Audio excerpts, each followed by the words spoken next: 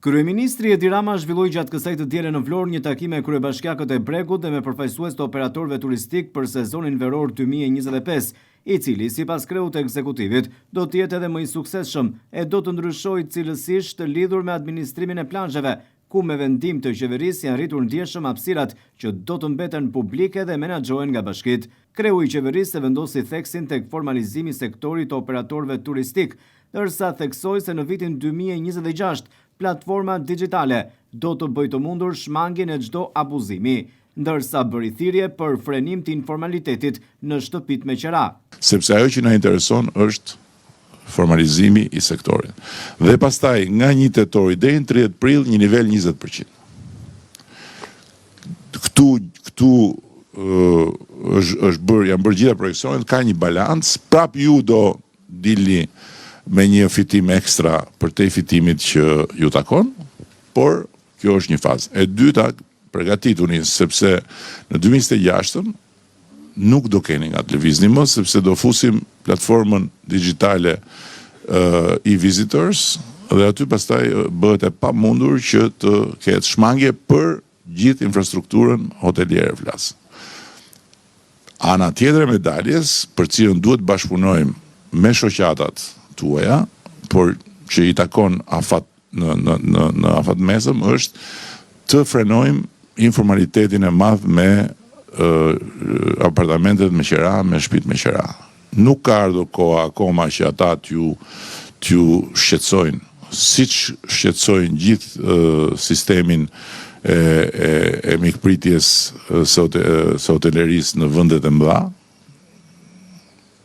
sepse ju keni sot më shumë kërkesë se që keni mundësi, por hap pas hapi do të shikoni që do duhet të krijohet kjo balancë dhe ata do duhet të formalizohen. Kryeministri Edi Rama foli edhe për çështjen e parkimeve në zonat bregdetare, ku po punohet me Fondin Shqiptar të Zhvillimit për ndërtimin e një infrastrukture ekstra për parkimet. Pika tjetër për parkimet, unë e kam ndarë me disa njerëz të bashkive, ne kemi një program të ri të Fondit Shqiptar të Zhvillimit, po punojmë me Himarën, po punojmë me Vlorën, po punojmë për Lezhën, me Durrësin, duam të ndërtojmë një infrastrukturë ekstra të parkimeve.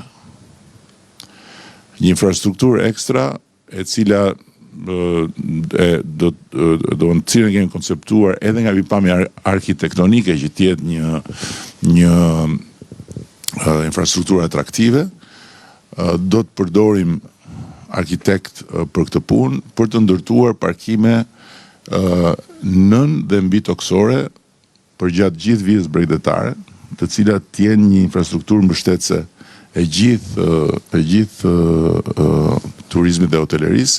Kryetari i Bashkisë së Vlorës Ermal Dredha theksoi se më 11 maj, ditën e zgjedhjeve, janë marrë masat edhe për aktivitetin e Giros së Italisë, që do t'i shërbejë edhe zhvillimit turistik. Sipas Dredhës, në kuadër të këtij eventi, po përmirësohet edhe infrastruktura rrugore dhe se javën që vjen do të nisë asfaltimi rrugës nga tuneli në Orikum. U thanë gjitha, po ka një eveniment shumë të rëndësishëm që ndodh, në fakt përfshin 3 qytete në gjithë Shqipërinë. Giro i Italisë fillon me Durrësin, Tiranën dhe përfundon në Vlorë në datë 11 maj. Kemi marrë masat, jemi në bashkëpunim plot me gjithë ministritë e përfshira në këtë proces. Është edhe Imara e përfshirë, sepse kalojmë nga lumi i Vlorës, përfundojmë në Imar dhe pastaj zbresim drejt Vlorës.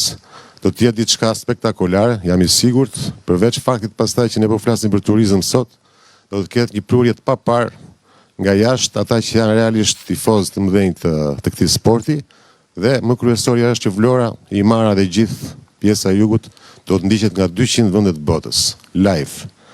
Kështu që është diçka që ne duhet ta shikojmë me shumë seriozitet dhe përveç kësaj, dua të shtoj që ne përmirësojmë edhe infrastrukturën rrugore, që ka të bëjë po me këtë event. Javës që vjen fillon edhe shtrimi i rrugës, me asfaltimi i rrugës nga tuneli deri në Orikum, që është diçka që mezi përpresin edhe gjithë operatorët e turizmit në atë segment dhe shpresojmë që t'ja dalin gjithë mban. Atë është për durat rokitur dhe fakti që kryeministri ka pas me shumë merak pjesë, kështu që ju falenderoj.